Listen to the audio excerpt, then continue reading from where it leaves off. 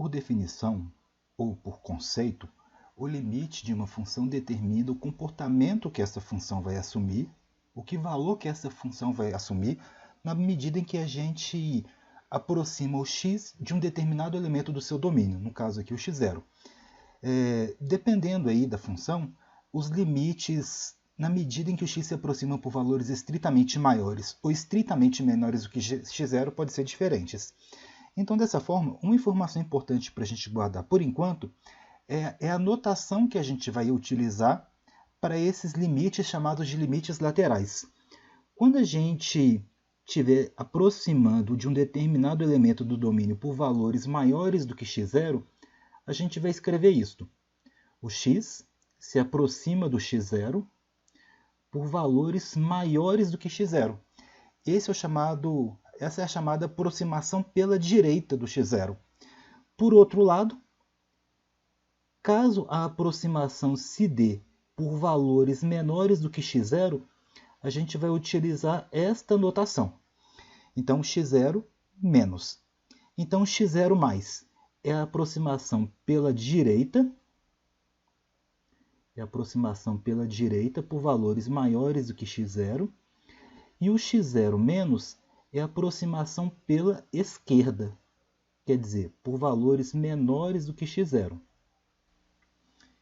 Agora a gente vai analisar o comportamento da função f de x igual a módulo de x dividido por x, na medida em que o x se aproxima de zero.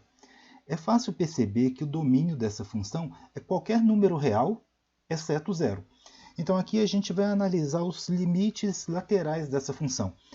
Primeiro, o que vai acontecer com essa função na medida em que o x se aproxima de zero por valores maiores do que zero. Então, seria o x tendendo a zero mais. Então, a gente vai observar, vai descobrir aqui esse limite. No caso, como aqui o x é valor positivo, eu posso afirmar que o módulo de x é igual ao próprio x. Então, nesse caso aqui, a gente pode reescrever a expressão como sendo limite de x dividido por x, na medida em que o x se aproxima do zero pela direita. X dividido por x é igual a constante, então, nesse caso, o valor do limite pela direita é 1.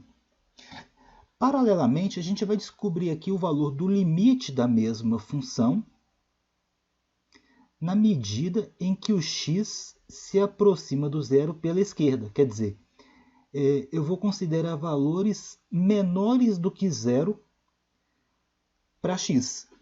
Na medida em que o x se aproxima de zero pela esquerda, eu estou considerando substituições aqui de valores de x menores do que zero. Se a gente está considerando valores menores do que zero, o cálculo para o módulo de x se dá a partir de menos x. Então, menos x dividido por x é igual a menos 1. Então, nesse caso aqui, o limite é igual a menos 1. Então, repara aqui, os limites laterais foram diferentes. O limite pela direita foi positivo, foi 1, e o limite pela esquerda foi menos 1.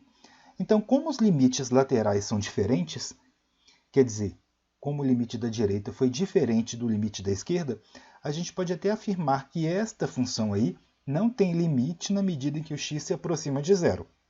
O limite aqui, no caso, é inexistente. Cabe aqui uma análise gráfica a respeito dessa função.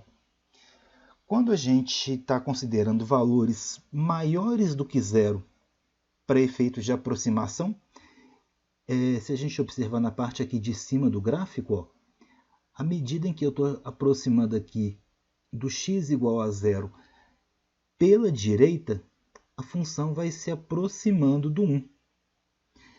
E de forma similar, na medida que eu vou aproximando do x igual a zero pela esquerda, a função vai se aproximando de menos 1. Então, como os limites laterais são diferentes, aqui a função não tem limite. Pois bem, a gente vai ficar por aqui E na próxima aula a gente vai continuar com os limites laterais e análise de funções nesses pontos de descontinuidade.